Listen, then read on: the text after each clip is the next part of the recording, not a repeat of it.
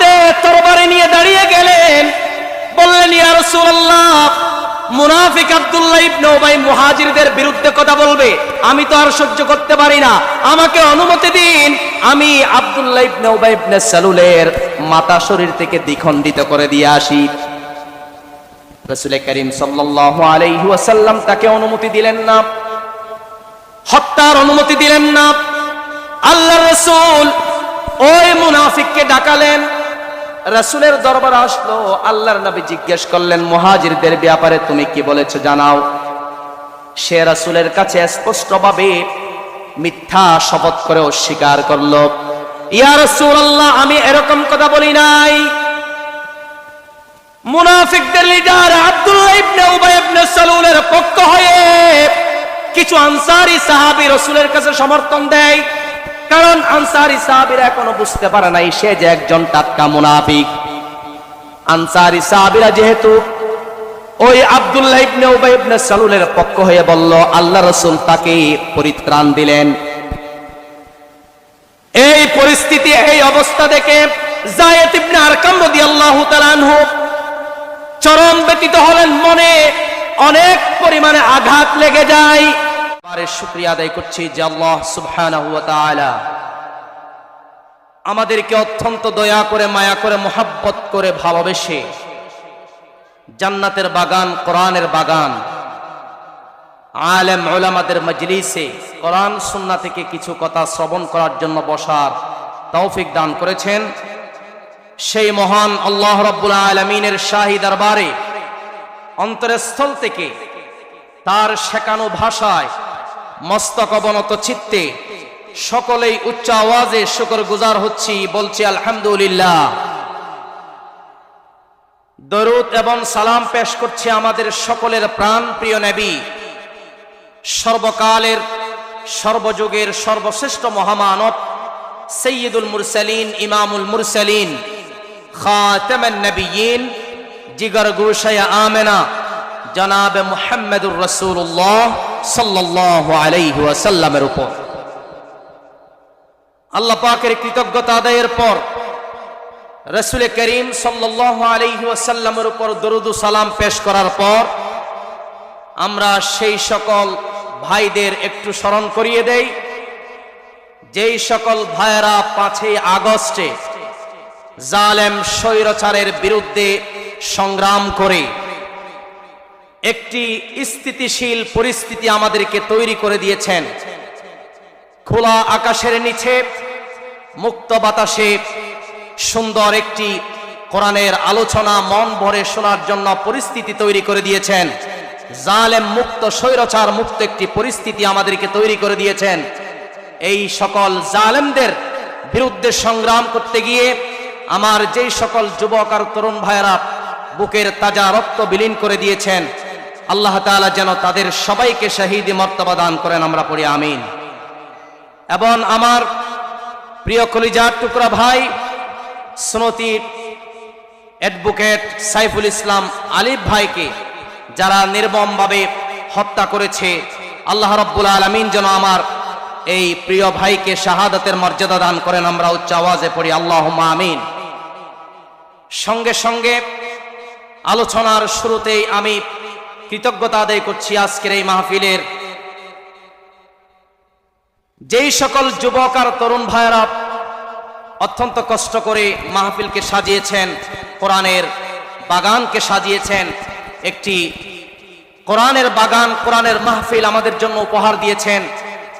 কথা দিয়ে, কাজ করে, বিবেক আর বুদ্ধি দিয়ে এবং আর্থিকভাবে যে যেভাবে পারে সহযোগিতা করে মাহফিলকে সাজিয়েছেন, সকলের প্রতি আমার অন্তরস্থল থেকে আন্তরিক মোবারকবাদ ও শুকরিয়া জ্ঞাপন করছি।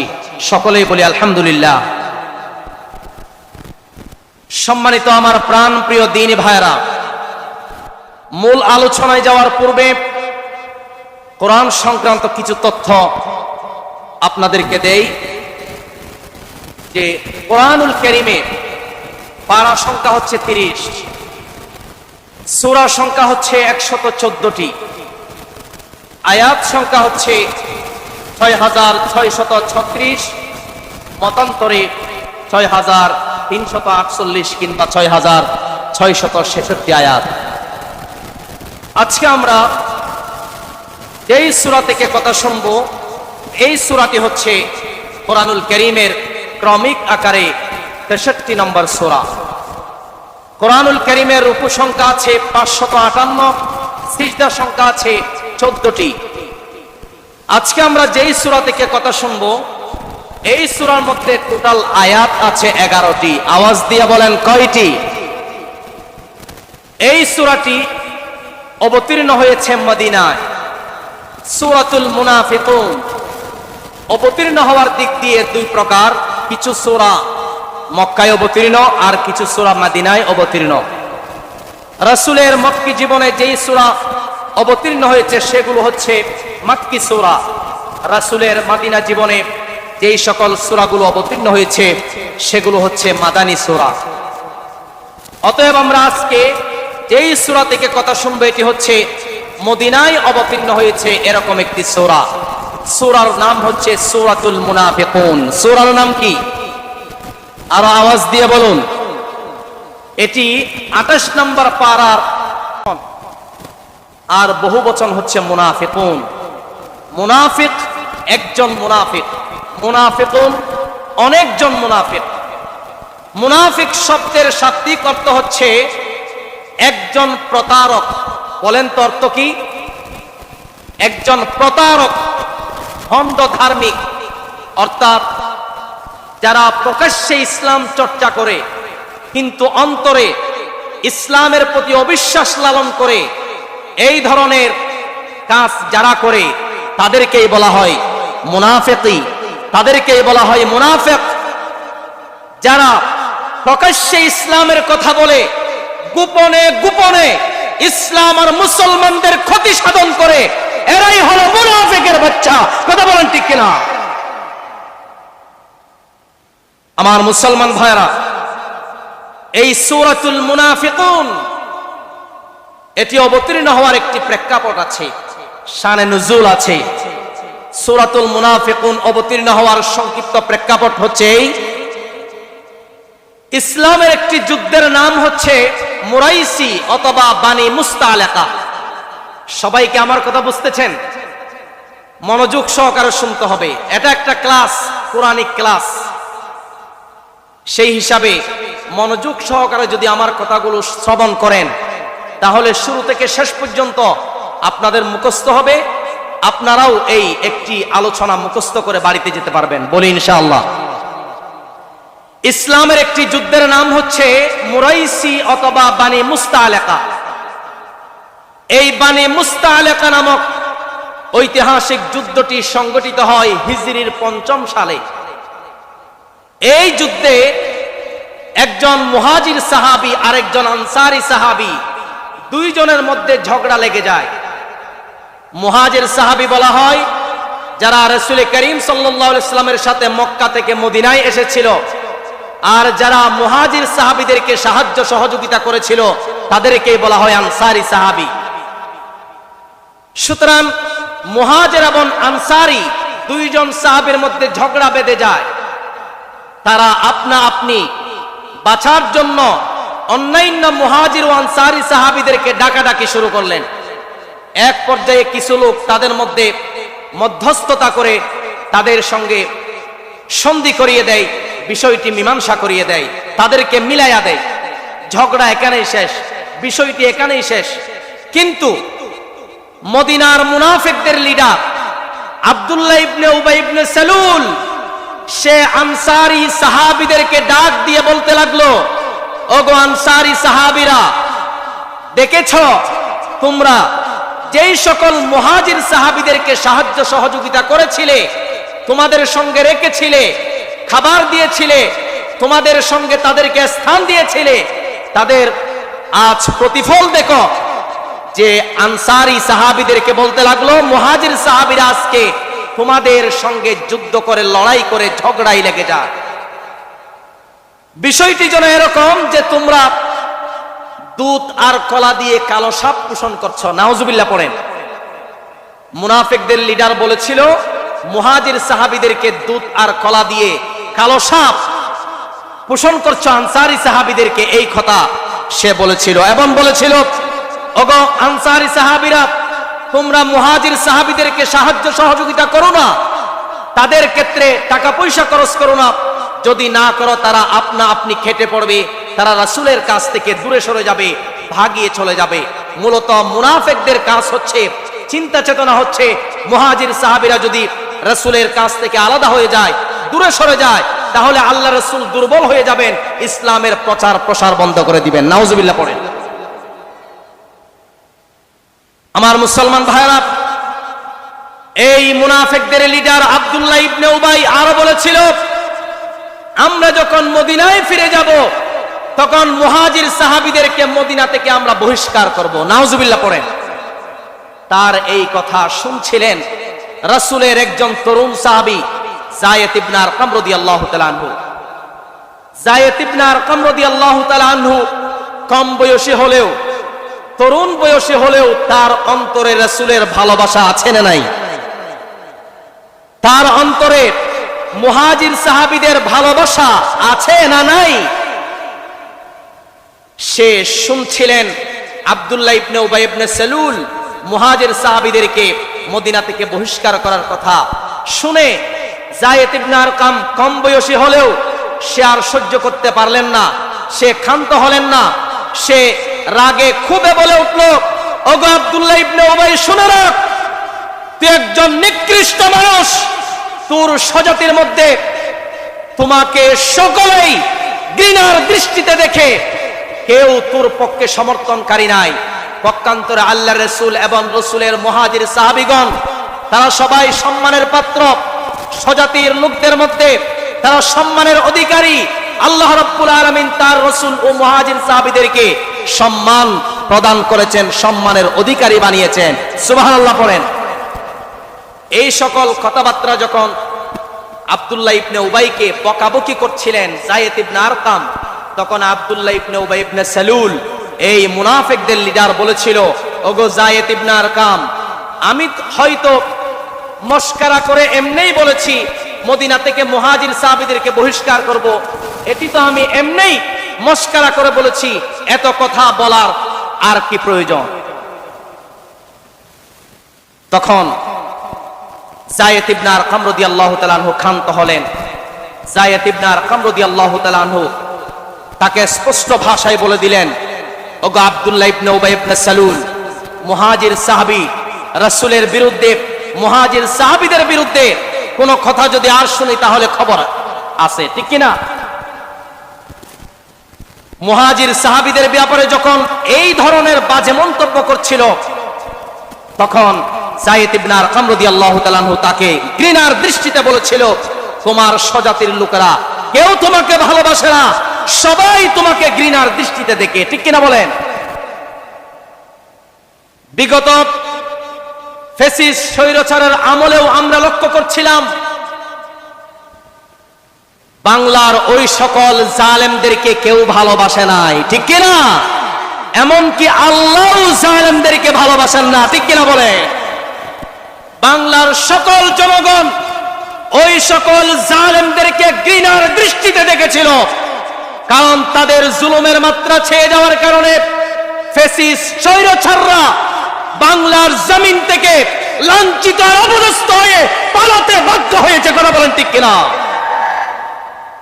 আমার মুসলমান ভাইরা, এই জন্য আমাদের কোরআনের বাকি আল্লামা মরহুম মাগফুর দেলোয়ার হোসেন সাইদি রাহিমাহুল্লাহ বলেছিলেন, বেশি লাফালাফি করবা না, লাফালাফি বেশি করলে মামু বাড়ি দিল্লি গিয়া পড়বা, ঠিক কিনা বলেন? ঠিক সেম পরিস্থিতি আমরা লক্ষ্য করলাম। ওই স্বৈরাচার জালেমরা ইসলামী আন্দোলনের কর্মীদেরকে কোনো অপরাধ ছাড়াই বিনা অপরাধে, বিনা কারণে হামলা, মামলা, জেল, জুলুম, জরিমানা দিয়ে তাদেরকে নির্যাতিত, নিপীড়িত আর নিষ্পেষিত করেছিল। ইসলামী আন্দোলনের কর্মীরাও পিছপা হটেন নাই, ধৈর্য এবং সবরের উপর অটল ছিলেন। এক পর্যায়ে আল্লাহ রাব্বুল আলামিন ধৈর্য এবং সবরের বিনিময়ে এমন পরিস্থিতির সম্মুখীন এই জালেম ফ্যাসিস্ট স্বৈরাচারকে করলেন যে 16 বছরের 17 বছরের ক্ষমতাগিরি, দাপটগিরি, যাওয়ার সময় 16 মিনিটও পাই নাই, ঠিক কিনা বলে? জালেমদের পরিস্থিতি সাক্ষী, যুগ যুগ ধরে জালেমদের এমন পরিস্থিতি হবে, এমন অবস্থা হবে, এখান থেকে ভবিষ্যৎ প্রজন্ম যারা দেশের অভিভাবক হবে, যারা দেশের কর্তৃত্ব হবে, যারা দেশের রাজতন্ত্র কায়েম করবে, যারা দেশ পরিচালনা করবে, তাদেরকেও এখান থেকে শিক্ষা নেওয়া উচিত।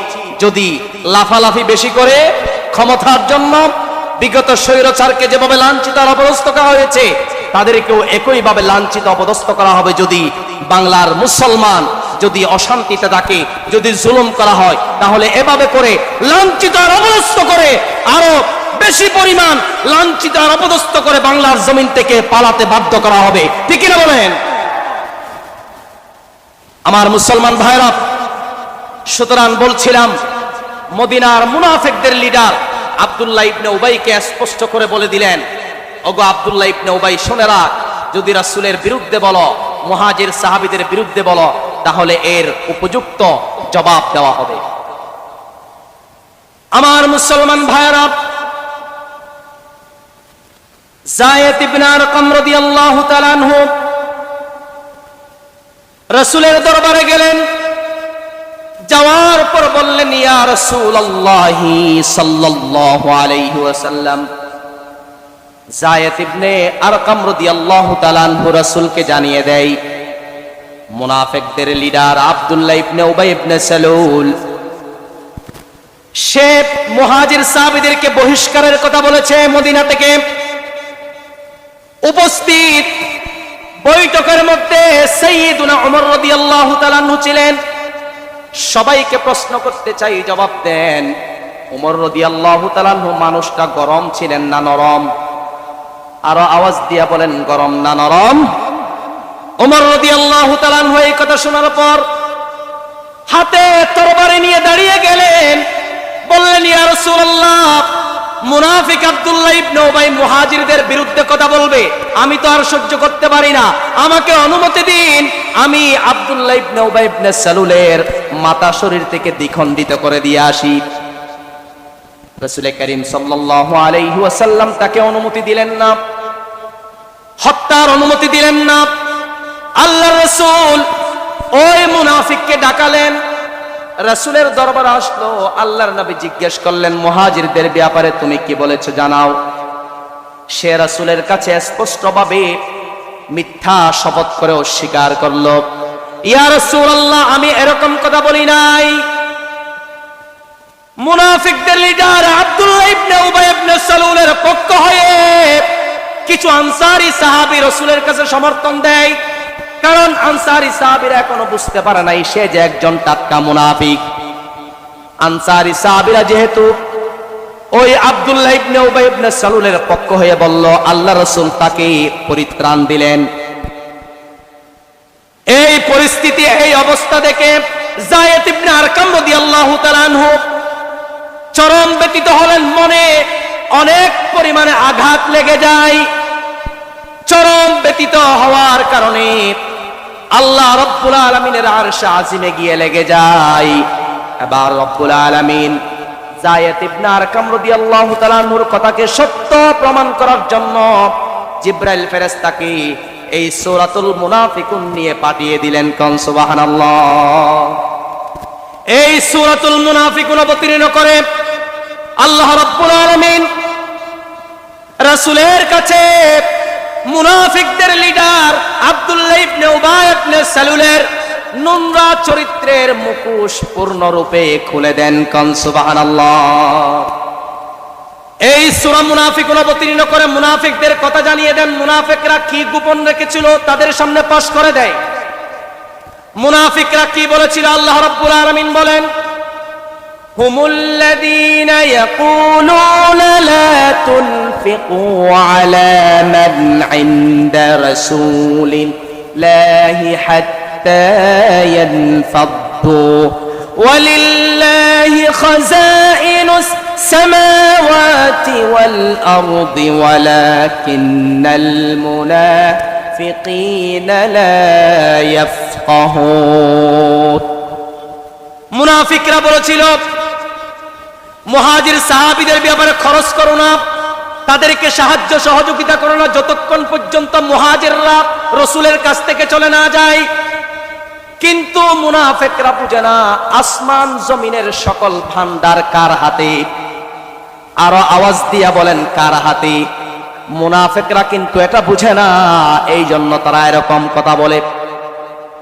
অতঃপর মুনাফিকরা কি বলেছিল আল্লাহ রাব্বুল আলামিন তুলে ধরছেন, ইয়াকুলুনা লা ইরজানা ইলাল মাদিনাতি লা ইখরিজান্নাল আ'আজ্জু মিনহাল আযাল ওয়ালিল্লাহিল ইজ্জাতু ওয়ালিরাসূলিহি ওয়ালিল মুমিনিনা ওয়ালাকিন্নাল মুনাফিকিনা লা ইয়ালামুন।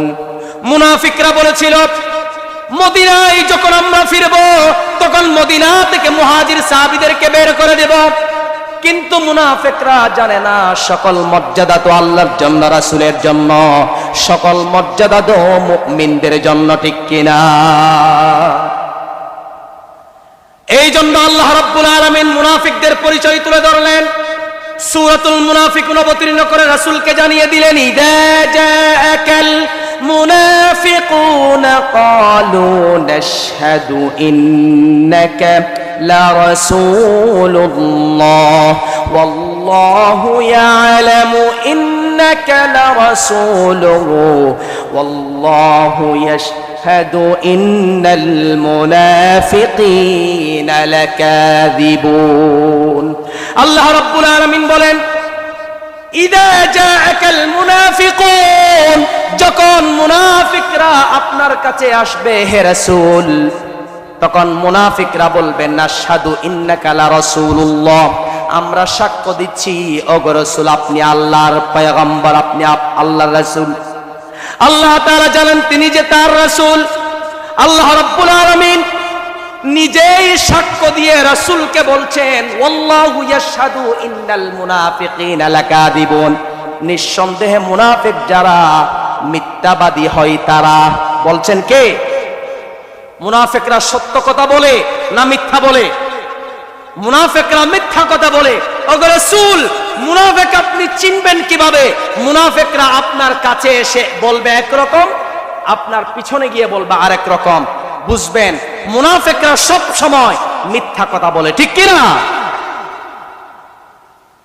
আমার ভাইরা, এই মুনাফিক আব্দুল্লাহ ইবনে উবাই সে মনে করছিল মুহাজির সাহাবীরা যদি সাহায্য সহযোগিতা না পায় তাহলে তারা রাসূলের কাছ থেকে ভেগে পড়বে, তারা খেতে পারবে না।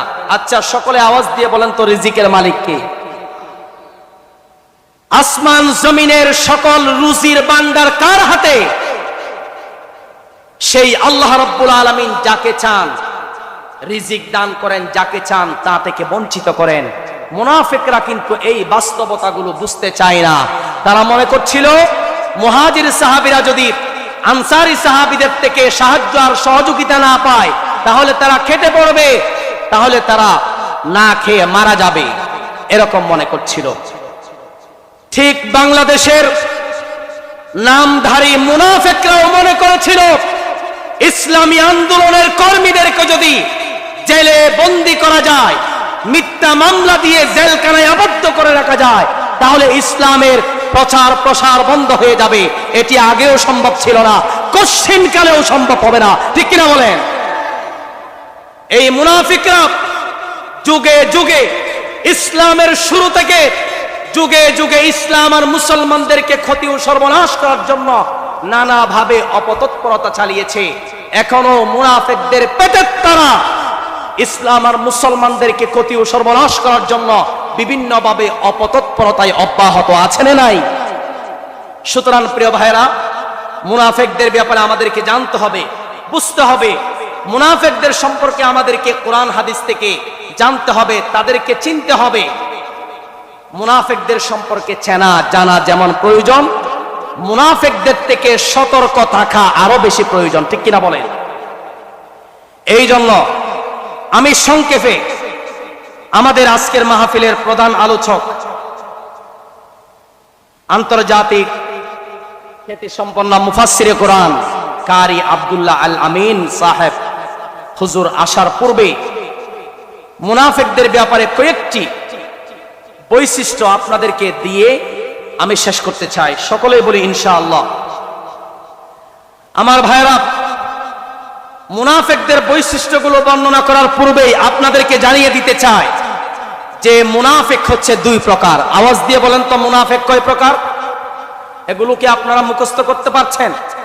মুখস্থ করতে হবে। সবাই আওয়াজ দিয়ে বলেন মুনাফিক কয় প্রকার? এক নম্বর হচ্ছে মুনাফিকে ইতিকাদি তথা বিশ্বাসগত মুনাফিক। মুনাফিকে ইতিকাদি তথা বিশ্বাসগত মুনাফিক কারা? এরা নিজের সম্মান, নিজের জান মাল রক্ষা করার জন্য অথবা অসৎ উদ্দেশ্য হাসিল করার জন্য শুধু মুখেই ইসলামের কথা বলে কিন্তু গোপনে তাদের অন্তরে কুফরি আর নিফাক দ্বারা পরিপূর্ণ, গোপনে ইসলামের ক্ষতি করে। এই ধরনের মুনাফিক রাসূলুল্লাহ সাল্লাল্লাহু আলাইহি সাল্লামের যুগে ছিল, এখনো আছে না নাই? এই ধরনের মুনাফিকদের ব্যাপারে কোরআন আয়াত নাজিল হয়েছে। কোরআনে এদেরকে কাফির বলে ঘোষণা দেওয়া হয়েছে এবং এরা ইসলামের গণ্ডির বাইরে। মুনাফিকদের ব্যাপারে আল্লাহ রাব্বুল আলামিন কোরআনুল কারীমে বলছেন, ইন্নাল মুনাফিকিনা ফিদ দারকিল আসফালি মিনান নার ওয়া লান তাজিদ লাহুম নাসীরা। নিশ্চয় মুনাফিকদের স্থান হচ্ছে জাহান্নামের তলদেশে। নাউজুবিল্লাহ পড়েন। কিয়ামতের দিন ওগো রাসূল, মুনাফিকদেরকে কেউ সাহায্য করতে পারবে? আমার ভাইরা, যদি আপনারা জানতে চান মুনাফিক কারা, আরো যদি পরিচয় জানতে চান, তাহলে আমি কোরআনের দিকে চলে যাই। যে কোরআন পৃথিবীর মানুষকে 4 ভাগে বিভক্ত করেছেন। আওয়াজ দিয়ে বলেন কয় ভাগে? 1 নম্বর হচ্ছে মুমিন, 2 নম্বর হচ্ছে মুশরিক, 3 নম্বর হচ্ছে মুলহিদ, নাম্বার 4 4 নম্বর হচ্ছে মুনাফিক। 4 নম্বর কি বলেন তো? 1 নম্বর হলো মুমিন। মুমিন কারা? মুমিনের পরিচয় কি? তারা যাবে কোথায়? কোরআন খুলে দেখুন, সূরাতুল কাহফের 109 নম্বর আয়াত থেকে আল্লাহ পাক বলছেন, ইন্নাল্লাযীনা আমানু ওয়া আমিলুস সলিহাতি কানাত লাহুম জান্নাতুল ফিরদাউসি নুজুলা খালিদিনা ফিহা লা ইয়াবগুনা আনহা হিওয়ালা। মুমিন হলো তারা ঈমান আনার পরে আমলে সালেহ তথা সৎ কাজ করে যারা, তাদের জন্য রয়েছে জান্নাতুল ফেরদাউস এবং তারা জান্নাতুল ফেরদাউসে আজীবন থাকবে। বলেন সুবহানাল্লাহ। 2 নম্বর মুশরিক। মুশরিক কারা? এদের পরিচয় কি? আল্লাহ রাব্বুল আলামিন বলছেন, ইন্নাহু মান ইউশরিক বিল্লাহ ফাকাদ হারামাল্লাহু আলাইহিল জান্নাহ ওয়া মাওয়াহুন নার। নিশ্চয়ই যারা আল্লাহর সঙ্গে অন্য কাউকে শরীক সাব্যস্ত করেছিল তাদের জন্য আল্লাহ রাব্বুল আলামিন জান্নাতকে হারাম করেছেন। ওয়া মাওয়াহুন নার, মুশরিকদের ঠিকানা হচ্ছে জাহান্নাম। বলেন তো মুশরিকদের ঠিকানা কোথায়? মুশরিকদের ঠিকানা জান্নাত না জাহান্নাম? তাহলে আমরা জানলাম 1 নম্বর মুমিন, মুমিনদের ঠিকানা জান্নাত, মুশরিকদের ঠিকানা হচ্ছে জাহান্নাম। নাম্বার 3 নম্বর হচ্ছে মুলহিদ। আওয়াজ দিয়া বলেন তো 3 নম্বর কি বলছিলাম? এটি আরবিক ওয়ার্ড মুলহিদ, মিম লাম হাদাল। মুলহিদ এর শাব্দিক অর্থ হচ্ছে যারা স্রষ্টায় বিশ্বাসী নয়। সহজ বাংলায় যদি বলতে চাই, মুলহিদ হলো তারা স্রষ্টায় বিশ্বাসী নয় যারা, অর্থাৎ নাস্তিক যারা, তাদেরকে বলা হয় মুলহিদ। নাস্তিক এরা স্রষ্টায় বিশ্বাসী নয়। আল্লাহ রাব্বুল আলামিন বলছেন, আমি যাদেরকে হাত দিয়েছি, পা দিয়েছি, চোখ দিয়েছি দেখার জন্য, কান দিয়েছি শ্রবণ করার জন্য, মস্তিষ্ক দিয়েছি চিন্তার গবেষণা করার জন্য, যারা আমার এই সকল জিনিস পাওয়ার পরেও চিন্তার গবেষণা করে না, ইসলামের প্রকাশ্য নিদর্শন কোরআনুল কারীম আসার পরেও তারা কোরআন থেকে দূরে সরে থাকে, তারা কোরআন বিশ্বাসী নয়, স্রষ্টায় বিশ্বাসী নয়। আল্লাহ রাব্বুল আলামিন বলছেন, উলাইকা কাল আনআম বাল হুম আদল। এই নাস্তিক আর মুরতাদরা হচ্ছে আপনার চতুষ্পদ জন্তুর মতো। নাউজুবিল্লাহ পড়েন। সুতরাং নাস্তিক যারা, তারা হলো চতুষ্পদ জন্তুর মতো। আল্লাহ পাক ক্ষান্ত হয় নাই। এরপরে আল্লাহ পাক বলছেন বালহুম আদল, চতুষ্পদ জানোয়ার নয়, চতুষ্পদ জানোয়ারের চেয়েও খারাপ এই নাস্তিকরা। ঠিক কিনা বলেন? আমার মুসলমান ভাইরা, যদি সহজভাবে বলতে চাই, এই নাস্তিকরা যদি পশুর চেয়েও খারাপ হয়, একটি বিশাল মাঠে যদি গরু ছাগলের লাইন ধরানো হয়, একটা গরু লাইন, আরেকটা ছাগলের লাইন, আরেকটা বাঘের লাইন, এভাবে করে পশু পাখিদের যদি লাইন ধরানো হয়, তাহলে পশু পাখির লাইনেও দাঁড়াইতে পারবে না যারা নাস্তিক। ঠিক কিনা বলে? তারা পশু পাখিদের লাইনেরও বাইরে। ঠিক কিনা বলে? এরা হচ্ছে চতুষ্পদ জানোয়ারের চেয়েও খারাপ। তাহলে এই নাস্তিক, মুলহিদ নাস্তিক যারা, তাদের স্থান কোথায়? তাদের স্থান হলো জাহান্নাম। ঠিক কিনা? নাম্বার 4। এবার 4 নাম্বার আসেন। 4 নাম্বার হচ্ছে মুনাফিক। মুনাফিক কারা? পরিচয় দিলাম, যারা প্রকাশ্যে ইসলামের কথা বলে কিন্তু গোপনে ইসলাম আর মুসলমানদের ক্ষতি সাধনের চেষ্টা করে, এরাই হলো মুনাফিক। মুনাফিকদের স্থান কোথায়? মুনাফিকদের স্থান হচ্ছে জাহান্নাম। ঠিক কিনা? সুতরাং সহিহ বুখারী শরীফের বর্ণনা একটি হাদিস এসেছে, ভালো করে শুনেন। আব্দুল্লাহ ইবনে উমর রাদিয়াল্লাহু তাআলা থেকে হাদিসটি বর্ণিত হয়েছে। রাসূল করিম সাল্লাল্লাহু আলাইহি ওয়াসাল্লাম বলেন, আরবাউন মান কুন্না ফীহি কানা মুনাফিকান খালিসান। মুনাফিকদের 4টি বৈশিষ্ট্য রয়েছে। সকলে আওয়াজ দিয়া বলেন কয়টি? 1 নাম্বার হলো ইদা হাদ্দাসা কাযিবা। মুনাফিকরা যখন কথা বলে সত্য বলে না, মিথ্যা বলে। ওয়া ইদা আহাদা গাদারা। যখন তাদের কাছে আমানত রাখা হয় তখন আমানতের খেয়ানত করে। ওয়া ইদা ওয়াদা আখলাফা। ওয়াদা দিলে ওয়াদা ভঙ্গ করে। 4 নাম্বার হলো ওয়া ইদা খাসামা ফাজারা। মুনাফিকরা যখন কথা বলে কথায় কথায় অশ্লীল ভাষায় গালি দেয়, অশ্লীল ভাষায় কথাবার্তা বলে। এরকম মানুষ আছে না নাই? তারাই হলো মুনাফিক। এটা হচ্ছে মুনাফিকদের 4টি আলাদা বৈশিষ্ট্য। কথা বললে মিথ্যা বলে, আমানত রাখলে খেয়ানত করে, ওয়াদা দিলে ভঙ্গ করে, এবং কথায় কথায় গালি দেয়, অশ্লীল ভাষায় কথা বলে। তাফসীরের কিতাবে এসেছে, ইন্না আশাদ্দান নাসি আযাবান ইয়াউমাল কিয়ামাতি সালাসাতুন। কিয়ামতের দিন কঠিন আযাব হবে 3 শ্রেণীর মানুষের। সকলে একটু আওয়াজ দিয়ে বলেন কই শ্রেণীর মানুষ? 3 শ্রেণীর মানুষের শক্ত আযাব হবে, কঠিন আযাব হবে। আল মুনাফিকুন, এর মধ্যে 1 নাম্বার হলো, একটি হলো, এক প্রকার হলো মুনাফিক। মুনাফিক যারা, কিয়ামতের দিন কঠিন এবং যন্ত্রণাদায়ক শাস্তির সম্মুখীন হবে তারা।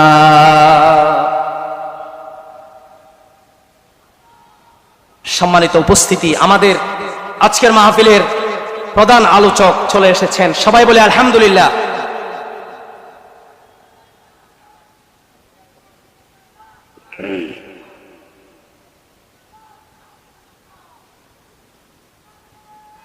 সম্মানিত উপস্থিতি, আলহামদুলিল্লাহ। সবাই বলে আলহামদুলিল্লাহ। আমাদের প্রধান মুফাসসির, আন্তর্জাতিক খ্যাতি সম্পন্ন মুফাসসিরে কোরআন, আমাদের সকলের প্রিয় ব্যক্তিত্ব, খ্যাতিমান আলোচক কারি আব্দুল্লাহ আল আমিন সাহেব ঢাকা, হুজুর চলে এসেছেন। হুজুর স্টেজে আসলে আমার আলোচনা শেষ করব। হুজুর চলে এসেছেন, আর কোনো টেনশন নাই। হুজুর এসেছেন, আলোচনা করবেন। সবাই আবার আমার দিকে তাকান। আজকে আমার আলোচনার বিষয়বস্তু ছিল কি?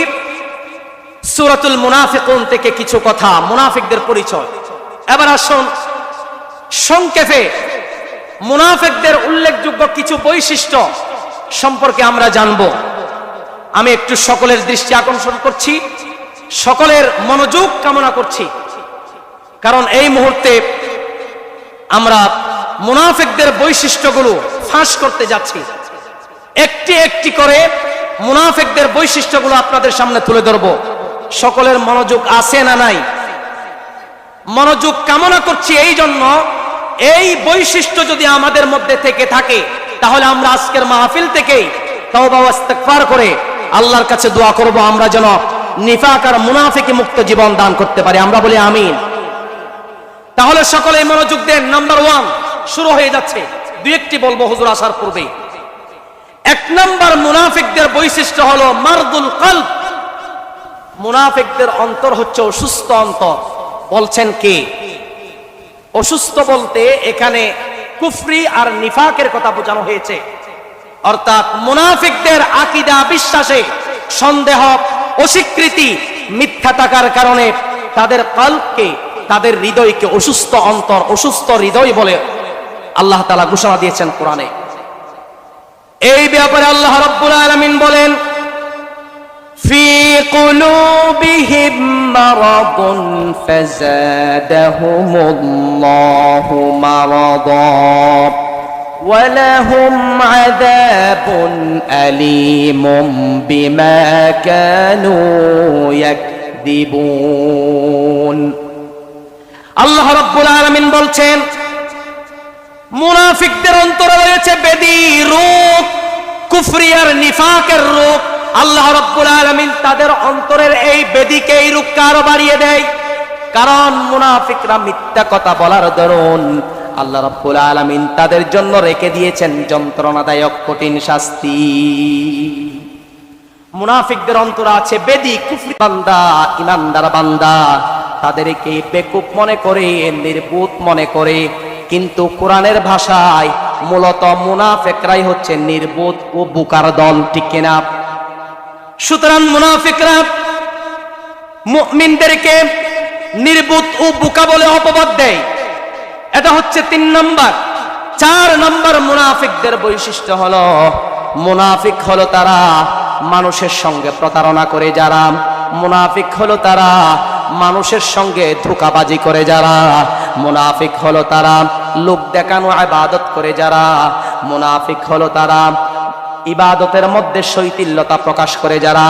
এই জন্য রব্বুল আলামিন বলেন, ইন্নাল মুনাফিকিনা ইউখাদিউনাল্লাহা ওয়া হুয়া খাদিউহুম ওয়া ইযা কামু ইলাস সালাতি কামু কুসালা ইউরাউনান নাসা ওয়া লা ইয়াযকুরুনাল্লাহা ইল্লা ক্বালিলা مذبذبين بين ذلك لا إله هؤلاء ولا إله هؤلاء ومن يضلل الله فلن تجد له سبيلا। কার কথা? আসতে বলবেন না, কার কথা? মুনাফিক যারা, তারা আল্লাহর সঙ্গে, মুমিনদের সঙ্গে প্রতারণা করতে চায়, ধোঁকাবাজি করতে চায়। মূলত মুমিনরা যে ধোঁকাবাজি করতে চায়, ওই ধোঁকাবাজি, ওই প্রতারণার মধ্যে মুনাফিকরাই পড়ে যায়। আল্লাহ রাব্বুল আলামিন বলছেন, মুনাফিক যারা, তারা যখন নামাজের মধ্যে দাঁড়ায়, নামাজের মধ্যে যখন দাঁড়ায়, তখন তারা অলসতার সাথে দাঁড়ায়। নামাজের মধ্যে যখন দাঁড়ায়, অলসতার সঙ্গে দাঁড়ায়, মনোযোগ থাকে না।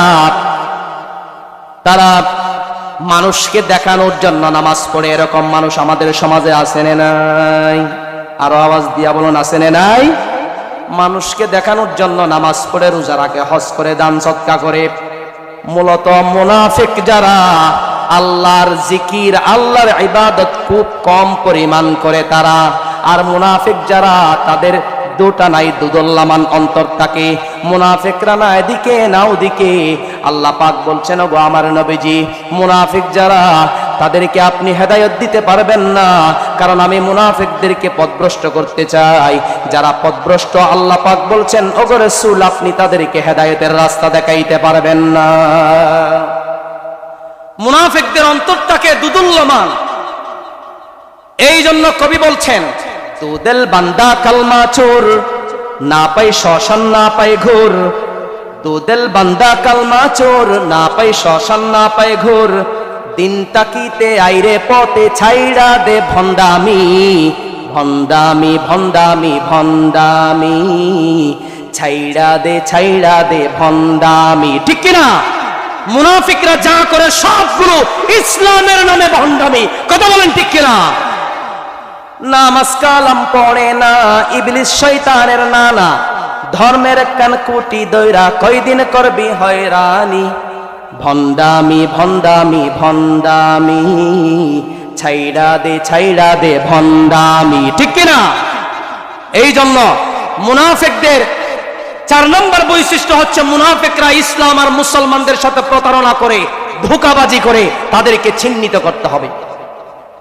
আমার মুসলমান ভাইরা, মুনাফিকদের 5 নম্বর বৈশিষ্ট্য হলো আল ইস্তিহজাউ বিল্লাহি ওয়া আয়াতিহি ওয়া রাসূলিহি।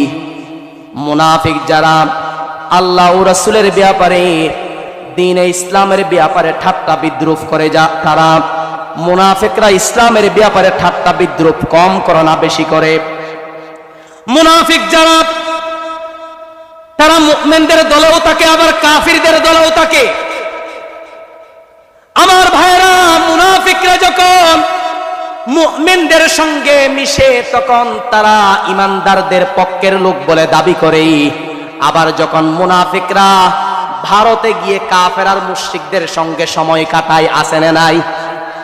কাফের আর মুশরিকদের সঙ্গে গিয়ে যখন সময় কাটায় তখন ভারতে গিয়ে তারা কাফের আর মুশরিকদেরকে, হিন্দুদেরকে, তাদের দাদা বাবাদেরকে বলে যে আমরা আসলেই তোমাদের পক্ষের লোক, ঠিক কিনা বলেন? মূলত এই মুনাফিকদের কারো প্রতি গভীর ভালোবাসা ও আন্তরিকতা নেই, ঠিক কিনা বলেন? এরা মুখে এক কথা বাইরে আরেক কথা, তার নাম মুনাফিক। মুখে এক কথা, আপনার সামনে থেকে আপনার পিছনে গিয়ে আরেক কথা, তার নাম হলো মুনাফিক। মুনাফিকদের বৈশিষ্ট্য হলো আল্লাহ এবং রাসূলের সাথে তারা ঠাট্টা বিদ্রুপ করে এবং তারা ইসলামের ব্যাপারে ঠাট্টা বিদ্রুপ করে।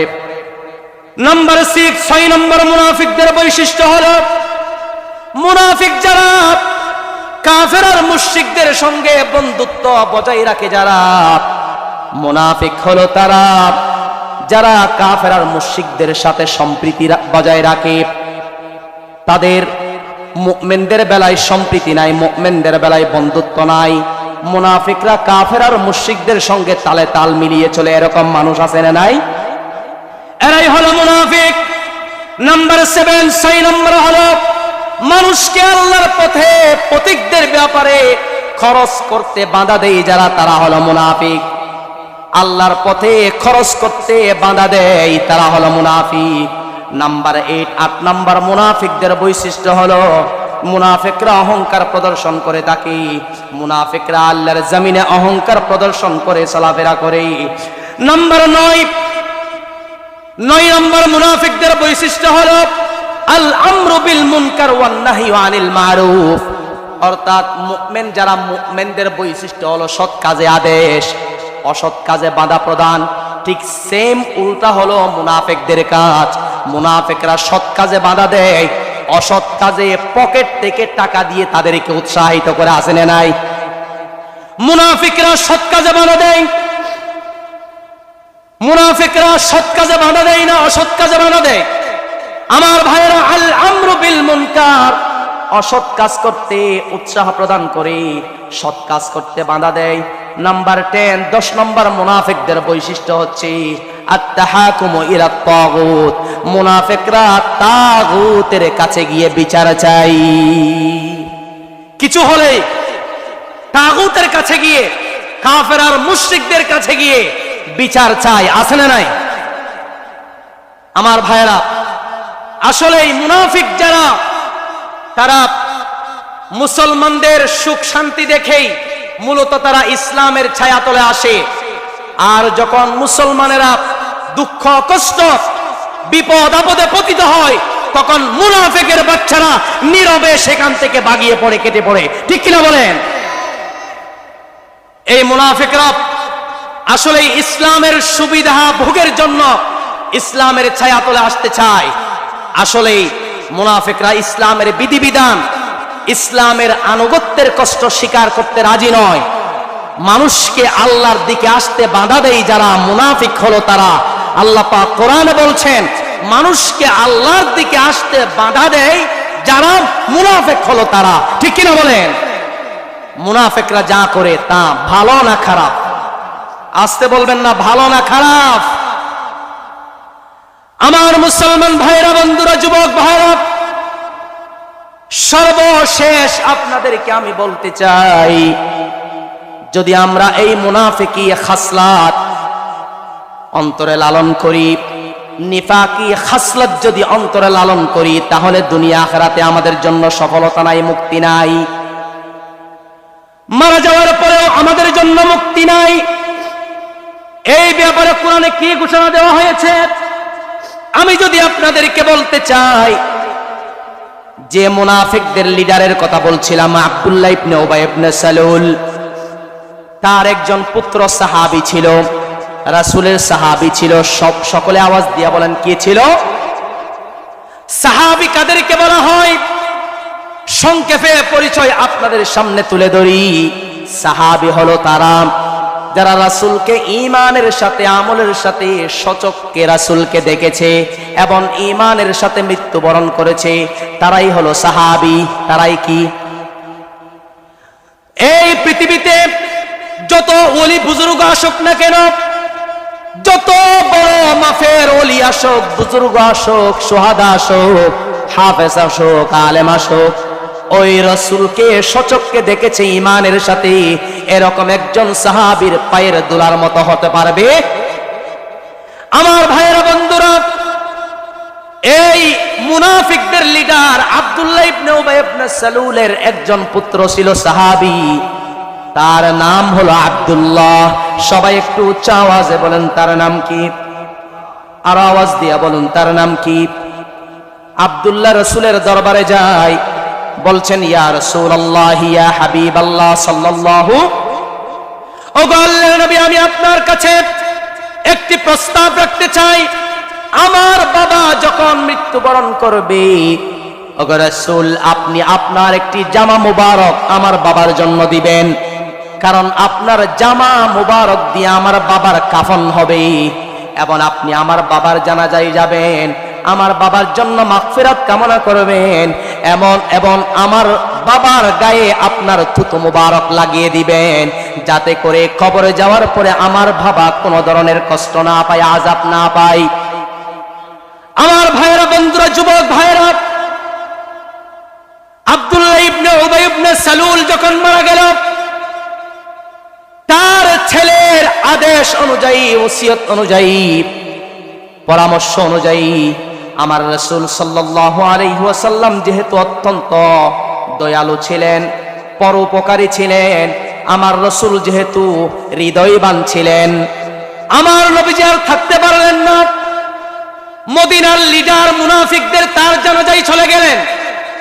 জানাজায় যখন যাবেন, যাওয়ার মুহূর্তে সাইয়্যিদুনা ওমর রাদিয়াল্লাহু তাআলা আনহু পথ আটকিয়ে দিলেন এবং বললেন, ইয়া রাসূলুল্লাহ, ওগো আল্লাহর নবী, একজন প্রকাশ্য ইসলামের দুশমন ছিল, ইসলাম আর মুসলমানদের দুশমন ছিল, এই মুনাফিকের জানাজায় আপনি যাচ্ছেন, এটা কেমন কথা? এটা তো হতে পারে না। আল্লাহ রাব্বুল আলামিন কি আপনার প্রতি ওহী করে নাই? রাসূল করিম সাল্লাল্লাহু আলাইহি ওয়াসাল্লাম ওমর রাদিয়াল্লাহু তাআলা আনহুকে জানিয়ে দেয়, দুইটি থেকে একটি আমাকে ধারণ করার জন্য আল্লাহ পাক বলছেন। তা হলো আল্লাহ রাব্বুল আলামিন আয়াত নাজিল করেন, ইস্তাগফির লাহুম আও লা তাস্তাগফির লাহুম ইন তাস্তাগফির লাহুম ৭০ মাররাতান ফালান ইয়াগফিরাল্লাহু লাহুম যালিকা বিআন্নাহুম কাফারু বিল্লাহি ওয়া রাসূলিহি والله لا يهدي القوم الفاسقين। আল্লাহ রাব্বুল আলামিন মুনাফিকদের ব্যাপারে আয়াত নাযিল করলেন, ওগো আমার নবীজি, আপনি মুনাফিকের জানাজায় যান কিংবা না যান, মুনাফিকের ব্যাপারে আপনি আমার কাছে ক্ষমা চান কিংবা না চান, এটা বরাবর, আমি মুনাফিকদেরকে মাফ করব না। এমনকি ওগো রাসূল, আপনি যদি মুনাফিকের ব্যাপারে ৭০ বারও যদি আমার কাছে ক্ষমা চান, তাহলেও আমি আল্লাহ মুনাফিকদেরকে ক্ষমা করব না। কারণ মুনাফিকরা আল্লাহ রাসূলের ব্যাপারে অস্বীকার করেছিল, ইসলামের ব্যাপারে ক্ষতি সাধন করেছিল, ইসলামের বিরুদ্ধে প্রোপাগান্ডা চালিয়েছিল, দুশমনি করিয়েছিল। এই জন্য আমি রব্বুল আলামিন মুনাফিকদের ব্যাপারে যদি আপনি 70 বার ক্ষমা চান, আমি আল্লাহ মাফ করব। আরো আওয়াজ দিয়ে বলেন, মাফ করব। যেই নবীর হাত তুলতে দেরি, আল্লাহ রব্বুল আলামিন দোয়া কবুল করতে দেরি হয় না, এরকম একজন সর্বশ্রেষ্ঠ সফল ব্যক্তিত্ব, সর্বশেষ মহামানব, আল্লাহর বন্ধু, আল্লাহর কাছের মানুষ, রাসূলের ব্যাপারে এমনটি বলেছেন। সুতরাং আমরা এই আয়াত থেকে বুঝতে পারলাম মুনাফিকদেরকে আল্লাহ রাব্বুল আলামিন ক্ষমা করবেন না, ঠিক কিনা?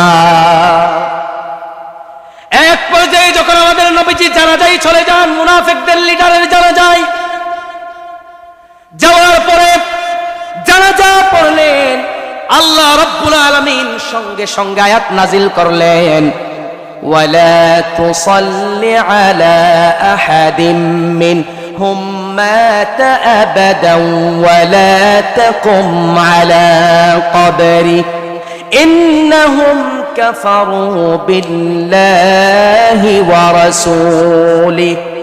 আল্লাহ রাব্বুল আলামিন আয়াত নাজিল করে বলে দিলেন, ওগো আমার নবীজি, আপনি কখনো মুনাফিকের জানাজায় যাবেন না, মুনাফিকদের জানাজার নামাজ আপনি কখনো পড়বেন না। নাউজুবিল্লাহ। মুনাফিকদের জানাজা না পড়ার জন্য নির্দেশ দিয়েছেন কে? আসতে বলবেন না, নির্দেশ দিয়েছেন কে? এই যে আপনাদের সামনে মুনাফিকদের কিছু বৈশিষ্ট্য আমি তুলে ধরছি, বর্তমান প্রেক্ষাপট অনুযায়ী বিগত ফ্যাসিস্ট স্বৈরাচারের আমলে আমরা তাদের কাছ থেকে যা দেখেছি, ওয়াল্লাহি আল্লাহর কসম, কোরআনের ভাষায়, হাদিসের ভাষায়, এরা এক একটা ছিল মুনাফিকের বাচ্চা। কথা বলেন ঠিক কিনা? কিছুদিন আগে একটা ভিডিও বার্তা সামনে চলে আসে, অযথা অন্যায়ভাবে নিরপরাধভাবে জেল জুলুম জরিমানা দিয়েছিল মুনাফিকরা, স্বৈরাচারের দূষররা।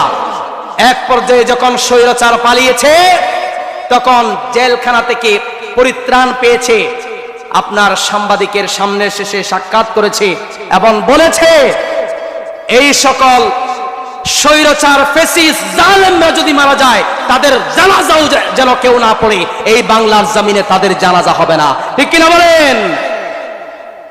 এরা এক একটা মুনাফিক ইসলাম ও মুসলমানদের ক্ষতি করেছিল।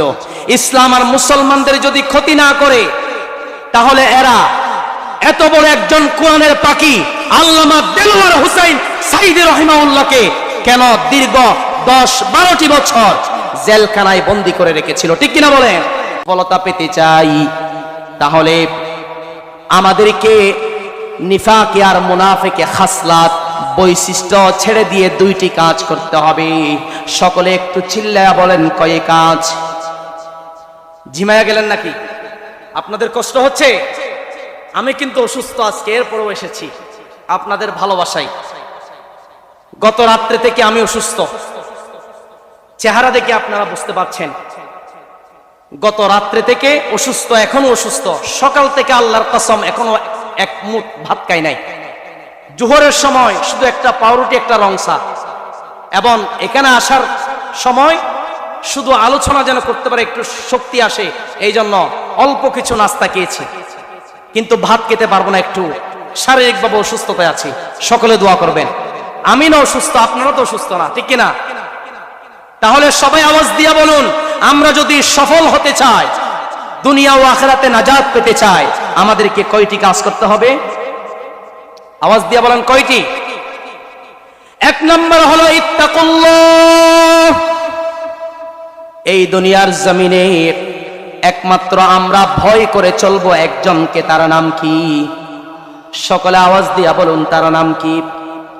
আমরা যদি ব্যক্তি জীবন থেকে নিয়ে রাষ্ট্রীয় জীবন পর্যন্ত আল্লাহকে ভয় করার মতো ভয় করে চলি, নিফাকে আর মুনাফিকে খাসলাত ছেড়ে দিয়ে আল্লাহকে ভয় করার মতো ভয় করে ইসলামের কাজ চালাই, ইসলাম প্রতিষ্ঠার জন্য ইসলামী আন্দোলনে অন্তর্ভুক্ত হয়ে দ্বীনে ইকামতের সংগ্রামে নিজেকে আত্মনিয়োগ করি, দুনিয়াতেও সফল, আখিরাতেও সফল, ঠিক কিনা বলেন?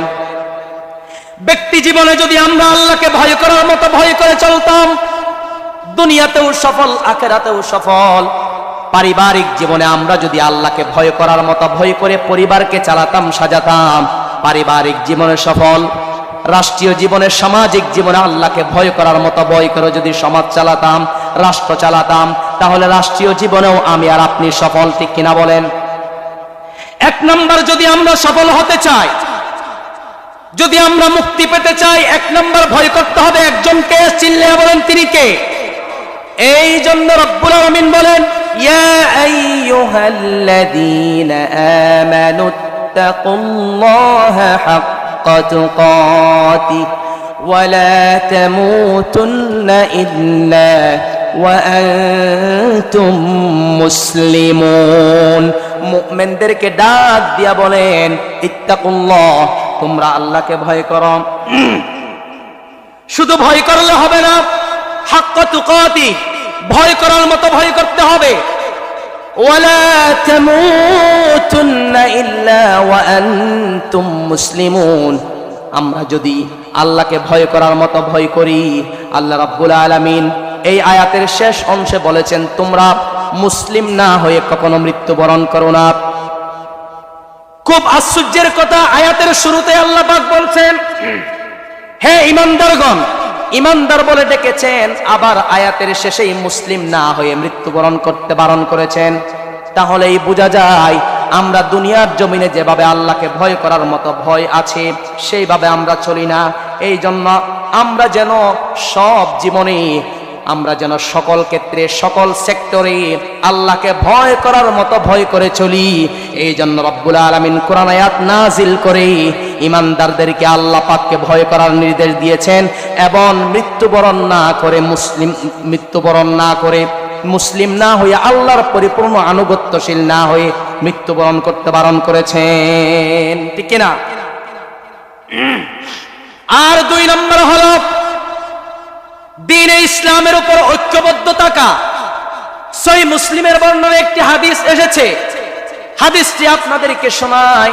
রাসূল করিম সাল্লাল্লাহু আলাইহি ওয়াসাল্লাম বলছেন, আল্লাহ রাব্বুল আলামিন তোমাদের তিনটি কাজে সন্তুষ্ট হন, খুশি হয়ে যান, আর তিনটি কাজ অপছন্দ করেন। সকলে একটু আওয়াজ দিয়ে বলুন, কয়টি কাজে আল্লাহ খুশি হন? আরো আওয়াজ দিয়ে বলুন, কয় কাজ? এক নম্বর হলো,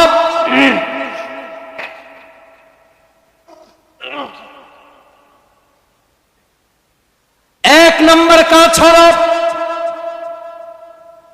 ওয়াতাসিমু বিহাবলিল্লাহি জামিআন ওয়া লা তাফাররাকু। আল্লাহর রশি তথা ধর্ম বা কোরআনকে আঁকড়ে ধরো, এবং তোমরা পরস্পর বিচ্ছিন্ন হইও না। কথাটা কার? আমরা যদি ঐক্যবদ্ধ জীবন যাপন করি, সকল মুসলিম যদি আমরা ঐক্যবদ্ধ হয়ে থাকি, তাহলে আল্লাহ রাব্বুল আলামিন আমাদের প্রতি খুশি হয়ে যান। আল্লাহ রাব্বুল আলামিন আমাদের প্রতি যদি খুশি হয়ে যান, দুনিয়া আখিরাতে আমাদের জন্য সফলতা আছে না নাই? আর দুই নম্বর হলো, আলা কুল্লুকুম রাইন ওয়া কুল্লুকুম মাসউলুন আন রাইয়াতিহি। আমরা সকলেই দায়িত্বশীল। যারা দায়িত্বশীল তারা যেন তাদের অধীনস্থদের ব্যাপারে কল্যাণকামী হয়, আর যারা আমাদের দায়িত্বশীল তাদের প্রতিও যেন আমরা কল্যাণকামী হয়। মনে রাখতে হবে আমাদেরকে, আমরা সকলেই দায়িত্বশীল। একজন পুরুষ তার পরিবারের দায়িত্বশীল কর্তা, একজন মহিলা তার পরিবারের দায়িত্বশীল। এখন আমরা মনে করি যারা সমাজের দায়িত্বশীল, সমাজের মেম্বার থেকে শুরু করে পার্লামেন্ট পর্যন্ত, যারা জনগণের দায়িত্বশীল, যারা চেয়ারম্যান, মেম্বার, মন্ত্রী, মিনিস্টার, প্রধানমন্ত্রী, স্বরাষ্ট্রপতি, রাষ্ট্রপতি, যারা দেশকে চালায়, মূলত তারাই দায়িত্বশীল। আমরা কিন্তু এরকম মনে করি। শুধু কি তারা দায়িত্বশীল? শুধু তারাই দায়িত্বশীল নয়, আমরা প্রত্যেকেই এক একজন দায়িত্বশীল। আর কিয়ামতের দিন এই দায়িত্ব সম্পর্কে আমাকে আপনাকে জিজ্ঞাসা করতে হবে। আল্লাহর আদালতের কাঠগড়ায় আমাদেরকে দাঁড়াতে হবে। পরিবার আপনি কিভাবে সাজিয়েছেন? আপনি পুরুষ হিসাবে আপনার পরিবারকে আপনি কিভাবে ইসলাম দিয়ে সাজিয়েছেন, কিভাবে সাজান নাই, আল্লাহর কাঠগড়ায় বলতে হবে। একজন মহিলা আল্লাহর কাঠগড়ায় দাঁড়িয়ে কিভাবে, আল্লাহর কাঠগড়ায় দাঁড়িয়ে সে কিভাবে তার পরিবারকে সাজিয়েছে, আল্লাহর কাছে জবাবদিহি করতে হবে কি হবে না? এই জন্য সকলেই দায়িত্বশীল। দায়িত্বের ক্ষেত্রে আমরা অলসতা করব না, দায়িত্বের ক্ষেত্রে সচেতনতা আমাদের প্রয়োজন। দায়িত্বের ক্ষেত্রে অলসতা যদি আমরা করি তাহলে কিয়ামতের দিন আল্লাহর কাঠগড়ায় আমাদেরকে দাঁড়িয়ে জবাবদিহি করতে হবে এবং আমরা আল্লাহর কাছ থেকে মুক্তি আর সফলতা পাওয়া সম্ভব হবে না। আমার ভাইয়েরা, ঐক্যবদ্ধ থাকলে আল্লাহ খুশি হয়। দায়িত্বশীলতার ক্ষেত্রে দায়িত্ব যথাযথভাবে পালন করলে আল্লাহ খুশি হয়। আর যারা দায়িত্ব পালন করে না, সঠিকভাবে দায়িত্বে পালন করে না, অবহেলা করে, আল্লাহ তাআলা অসন্তুষ্ট প্রকাশ করে। যারা অনর্থকভাবে সম্পদ নষ্ট করে আল্লাহ নারাজ হয়। যারা বেশি বেশি অনর্থক কথাবার্তা বলে, প্রশ্ন করে, তাদের প্রতি আল্লাহ খুশি হয়। অতএব আমি আপনাদেরকে বলতে চাই, ইসলামের নামে দলে উপদলে বিভক্ত না হয়ে, ইসলামের নামে দল উপদল সৃষ্টি না করে, সবাইকে ঐক্যবদ্ধভাবে জীবন যাপন করা আমাদের একান্ত অপরিহার্য। আমরা যদি সকল মুসলিম, সকল মুমিন যদি একসাথে ঐক্যবদ্ধ হয়ে ইসলামের জন্য কাজ করি, তাহলে জীবনের সকল ক্ষেত্রে শান্তি আর সফলতা দিয়ে দিবেন একজন, তিনি কে? আমাদের প্রভু এক নবীর উম্মত, জীবন বিধানে ওই শিবানী কোরআন। সকলে বলেন, আমাদের প্রভু এক নবীর উম্মত, জীবন বিধানে ওই শিবানী কোরআন। তবে কেন কেন হে মুসলমান, এক হও করিয়া হবান। ঠিক কিনা? আমাদেরকে ঐক্যবদ্ধ হয়ে কাজ করতে হবে। রাজি আছেন? ঐক্যবদ্ধ হয়ে যদি আমরা কাজ করি তাহলে আল্লাহ তাআলা জীবনের সকল ক্ষেত্রে সফলতা এবং শান্তি দিয়ে দিবেন। ঠিক কিনা বলেন? আমার মুসলমান ভাইয়েরা, পারিবারিক জীবন থেকে নিয়ে রাষ্ট্রীয় জীবন পর্যন্ত সকল পর্যায়ে সর্বশ্রেষ্ঠ সফল ব্যক্তিত্ব হলো একজন, তার নাম হলো মুহাম্মাদুর রাসূলুল্লাহ সাল্লাল্লাহু। আজকে মানুষ সফলতা অর্জনের জন্য বহু পদ্ধতি, বহু কৌশল অবলম্বন করে। তার মধ্যে একটি হচ্ছে সফল ব্যক্তিত্বদেরকে অনুসরণ করা। আমি যদি প্রশ্ন করতে চাই, সর্বশ্রেষ্ঠ সফল ব্যক্তিত্বকে, যার জীবনে কোনো ব্যর্থতা ছিল না, যিনি জীবনের সর্বক্ষেত্রেই সফল ছিলেন, সর্বশ্রেষ্ঠ মহামানব ছিলেন, যাকে নির্দ্বিধায় অনুকরণ করা যায়, এই প্রশ্নের জবাবে আসবে এমন সফল ও সর্বশ্রেষ্ঠ সফল ব্যক্তিত্ব তো একজন, তিনি হলেন সর্বশ্রেষ্ঠ নবী ও সর্বশ্রেষ্ঠ মহামানব সাইয়্যিদুনা মুহাম্মাদুর রাসূলুল্লাহ সাল্লাল্লাহু আলাইহি ওয়াসাল্লাম। ঠিক কিনা বলেন? আমার যুবক আর তরুণ ভাইয়েরা, কারণ আমাদের নবীজির ব্যক্তি জীবন থেকে রাষ্ট্রীয় জীবন পর্যন্ত নবীজির সকল দিক ছিলেন সফল, নবীজির সকল বিভাগ ছিলেন শ্রেষ্ঠ, নবীজির সকল সেক্টরেই ছিলেন শ্রেষ্ঠ। আমাদের নবীজি সর্বশ্রেষ্ঠ সফল ব্যক্তিত্ব, সর্বশ্রেষ্ঠ মহামানব। এই বিষয়টি আমরা মুখে শতভাগ বিশ্বাস করলেও, অন্তর দ্বারা শতভাগ বিশ্বাস করলেও, কিন্তু দেখা যায় প্রকৃতপক্ষে রাসূল করিম সাল্লাল্লাহু আলাইহি ওয়াসাল্লামকে অনুসরণ ও অনুকরণ করতে আমরা ভুলে যাই। ঠিক কিনা? আমরা যদি লক্ষ্য করতাম আমাদের নবীজি ব্যক্তি জীবন থেকে রাষ্ট্রীয় জীবন পর্যন্ত কিভাবে প্রতিটি সেক্টরে সফলতার মানদণ্ডে পৌঁছেছেন, আমরা যদি অনুসরণ করে বাস্তব জীবনে আমল করতাম, তাহলে দেখা যেত আমরাও প্রতিটি ক্ষেত্রে, প্রতিটি সেক্টরে সফলতার চূড়ায় পৌঁছে যেতাম। ঠিক কিনা? এখন কিন্তু আমরা রাসূলকে অনুসরণ করি না, যদিও বা আমরা মুখে বলে থাকি আমরা রাসূলকে অনুসরণ করব। রাসূল করিম সাল্লাল্লাহু আলাইহি ওয়াসাল্লাম সর্বশ্রেষ্ঠ সফল ব্যক্তিত্ব ছিলেন, মুখে বলে থাকি, অন্তরে বিশ্বাস করে থাকি, কিন্তু বাস্তব জীবনে আমরা তা আমল করি না। ঠিক কিনা বলেন? যদি আমল করতাম তাহলে মুসলমানের বাচ্চা কোনোদিন 31st নাইট পালন করতে পারতো না। আর আওয়াজ দিয়ে বলেন, কথা বলতে হবে, ঠিক কি না বলেন মুসলমান? আজকে হচ্ছে ডিসেম্বরের কয় তারিখ? এখন কয়টা বাজে যুবক ভাইরা? 10:53। আরো সময় আছে প্রায় 1 ঘন্টা 7 মিনিট, ঠিক কিনা? 1 ঘন্টা 7 মিনিট পার হলেই 2025 সাল শুরু হবে, ঠিক কিনা?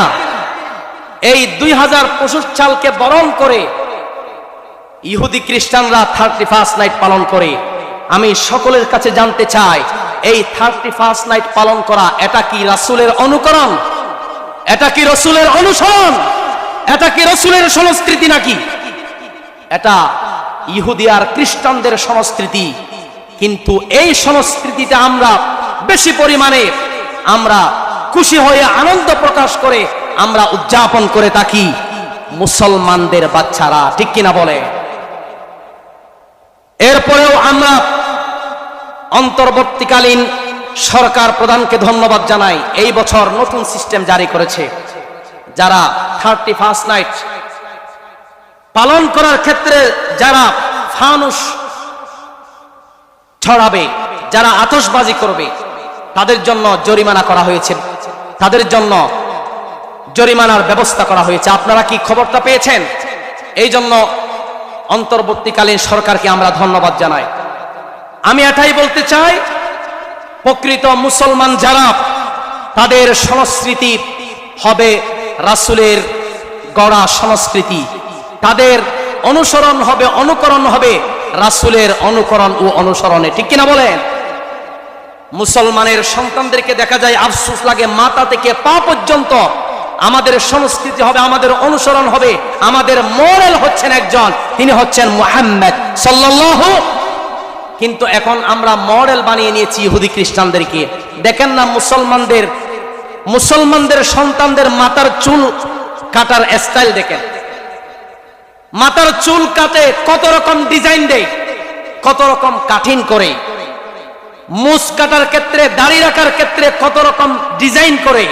এগুলো তো রাসূলের অনুকরণ নয়, রাসূলের অনুসরণ নয়, ঠিক কিনা বলে? আমার মুসলমান ভাইরা, আমরা সকলে আজকের মাহফিল থেকে জানতে চাই, আজকের মাহফিল থেকে আমরা যে একটি শিক্ষা আমরা অর্জন করে বাড়িতে যাব, তা হচ্ছে জীবনের শুরু থেকে নিয়ে মৃত্যু পর্যন্ত আমরা বাস্তব জীবনে অনুসরণ ও অনুকরণ করব একজনকে। চিল্লায়া বলেন, তিনি হলেন মুহাম্মাদুর রাসূলুল্লাহ সাল্লাল্লাহু।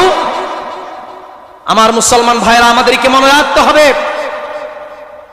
মানুষের জীবনের সময়সীমা একেবারে সংক্ষিপ্ত, হায়াতের কোনো গ্যারান্টি নাই, আছে নাকি? জীবনের সময়সীমা একেবারেই ছোট, খুব সংক্ষিপ্ত সময়ের। পৃথিবীর বয়স যত বাড়ছে, মানুষের গড় আয়ু তত কমে যাচ্ছে। আগেকার যুগের মানুষেরা বয়স পেয়েছিল 100 বছর, 200 বছর, 1000 বছর, কিন্তু এখনকার মানুষেরা বয়স পায় হয়তো সর্বোচ্চ 60 এবং 70-এর মাঝামাঝি, ঠিক কিনা বলেন? আমাদের নবীজির বয়সও ছিলেন 65 বছর। 65 বছর বয়সে আমাদের নবীজি দুনিয়ার মায়া ত্যাগ করেছিলেন, ঠিক কিনা বলেন? সুতরাং এই পৃথিবীতে কম সময়ের জন্য আল্লাহ রাব্বুল আলামিন আমাদেরকে পাঠিয়েছেন। জীবনের বাজেট থেকে 1 বছর অতিবাহিত হয়ে গেল। আজকের রাতটা হচ্ছে আমাদের জন্য কান্নাকাটি করার রাত, কথা বলেন ঠিক কিনা? ওমর রাদিয়াল্লাহু তাআলা আনহুর মতো মানুষ, যিনি দুনিয়াতে থাকা অবস্থায় জান্নাতের টিকিট পেয়েছিলেন, যাও জান্নাতের টিকিট দিয়ে দেওয়া হলো। টোটাল 10 জন। কয়জন আওয়াজ দিয়ে বলেন? জান্নাতে থাকা অবস্থায় 10 জন জান্নাতের সার্টিফিকেট পেয়েছেন, তারা নিশ্চিত জান্নাতি। এর পরেও সাইয়্যিদুনা ওমর রাদিয়াল্লাহু তাআলা আনহুর জীবন থেকে যখন 1 বছর চলে যায়, তখন রাতভর সিজদায় পড়ে আল্লাহর কাছে কান্নাকাটি করে বলা হলো, ওগো ওমর, আপনার জন্য তো জান্নাত বরাদ্দ, আপনি কান্নাকাটি করার কি দরকার? ওমর রাদিয়াল্লাহু তাআলা আনহু বলছেন, তুমি তো বুঝবা না, আমাকে আল্লাহ রাব্বুল আলামিন দুনিয়াতে পাঠিয়েছেন, জানি না কি পরিমাণে আমার বাজেট থেকে যে 1 বছর হায়াত শেষ হয়ে গেছে, ওই 1 বছর আমি আমার রবকে সন্তুষ্ট করতে পারলাম কিনা, ইবাদতের মাধ্যমে আল্লাহকে খুশি করতে পারলাম কিনা, এই জন্য আমি চিন্তায় পড়ে আছি, কান্নাকাটি করছি। এই জন্য আমি আপনাদেরকে বলতে চাই, আমরা যারা মুসলিম, প্রকৃত মুসলিম যারা, আমাদের উচিত কাজ হবে আজকের রাতটা কান্নাকাটি করার রাত। কি করার রাত? কান্নাকাটি করলে, আল্লাহর কাছে তওবা করলে, ইস্তিগফার করলে আল্লাহ তাআলা ক্ষমা করবেন কি করবেন না? এই বিশ্বাস আছে আপনাদের আল্লাহ তাআলা ক্ষমা করবেন না? আমার মুসলমান ভাইয়েরা, যুবক আর তরুণ বন্ধুগণ, আমার বাবাজিরা, পর্দার আড়ালের মা বোনেরা, গভীর মনোযোগ দিয়ে শোনা লাগবে। জীবনটা খুব সংকীর্ণ, খুব অল্প সময়ের জন্য আল্লাহ রাব্বুল আলামিন আমাদেরকে দুনিয়ায় পাঠিয়েছেন। যে কোনো সময় মৃত্যুবরণ করতে পারি। একটি দৃশ্য দেখলাম ফেসবুকে, চোখের পানি ধরে রাখতে পারলাম না। ঢাকায় একটি টুল প্লাজায় যখন টুল দিতে গেলেন, টাকা দিতে গেলেন, একটি মোটরসাইকেল আরোহী, মোটরসাইকেলের পিছনে তার স্ত্রী আছে, তার ছোট্ট একজন সন্তান আছে, তার সামনে একটি নোহা আছে, তার পিছনে একটি কার আছে। পিছন থেকে হঠাৎ করে বিশাল একটি বাস এসে ধুমড়ে মুচড়ে দিয়ে শেষ করে দেয়। একটু আগেও সে জানলো না তার যে এখানেই মৃত্যু হবে, জেনেছিল নাকি? এক সেকেন্ড আগেও তার জানা ছিল না তার বিবির মৃত্যু যে এখানে হবে, তার সন্তানের মৃত্যু যে এখানে হবে। তিনি মিডিয়ার সামনে, সাংবাদিকের সামনে কান্না করতে করতে বেহুশ হয়ে যাওয়ার অবস্থা। আমার ভাইয়েরা, এই জন্য আমি আপনাদেরকে বলতে চাই, জীবনটা হচ্ছে সংকীর্ণ। যে কোনো মুহূর্তে আমাদের মৃত্যুবরণ আসতে পারে, আমরা মৃত্যুবরণ করতে পারি। সব সময় আমাদেরকে প্রস্তুত থাকতে হবে ঈমান নেক আমলের মাধ্যমে। আমি আপনাদেরকে বলতে চাই, যারা মুমিন তারা সব সময় নেক আর সৎ কাজের মাধ্যমে মৃত্যুর জন্য প্রস্তুত থাকে। কথা বলেন ঠিক কিনা? তুহফাতুল মুমিনিল মাউত, এই জন্য বলা হয়েছে মৃত্যু হচ্ছে ঈমানদারদের জন্য উপহার স্বরূপ। আল্লাহু আকবার বলেন। মৃত্যু হলো মুমিনদের জন্য উপহার স্বরূপ। পক্ষান্তরে এই মৃত্যু হলো মুনাফিকদের জন্য ভয়ের একটি জায়গা, ভয়ের একটি কারণ। লিলচেরালো, আজকের মাহফিলের প্রধান বক্তার আগমন, শুভেচ্ছার স্বাগতম। আলহামদুলিল্লাহ, আমরা সবাই বলি আলহামদুলিল্লাহ। আমাদের সকলের অত্যন্ত প্রিয় মুফাসসির, সুকণ্ঠের অধিকারী, আন্তর্জাতিক খ্যাতিসম্পন্ন মুফাসসিরে কোরআন, যিনি বাংলার প্রতিটি জেলায় জেলায়, থানায় থানায় কোরআনের কথা মানুষের ধারে ধারে পৌঁছে দেন, এমনকি বাংলাদেশ পেরিয়ে বাইরের রাষ্ট্রেও ইসলামের দাওয়াত প্রচার প্রসারে মগ্ন আমাদের প্রিয় কারি আব্দুল্লাহ আল আমিন সাহেব হুজুর আমাদের মধ্যে উপস্থিত হয়েছেন। আমরা সকলেই উচ্চ আওয়াজে একবার পড়ি আলহামদুলিল্লাহ। প্রিয় ভাইয়েরা, হুজুর চলে এসেছেন, আমি আর আলোচনা সামনের দিকে বাড়াচ্ছি না। অতএব আমি সর্বশেষ আপনাদেরকে বলতে চাই, আমরা সকলে ঐক্যবদ্ধ হব আমার যুবক ভাইয়েরা, কারণ আগামী দিন হচ্ছে এই বাংলাদেশ যুবকদের বাংলাদেশ, ঠিক কিনা? আগামী দিন হচ্ছে এই বাংলাদেশ কোরআনের বাংলাদেশ, এই বাংলাদেশ হবে ইসলামের বাংলাদেশ, এই বাংলাদেশ হবে ইনসাফ ভিত্তিক বাংলাদেশ, ঠিক কিনা বলেন? যুবক ভাইদেরকে বলতে চাই, এই সুযোগ হাত ছাড়া করা যাবে না।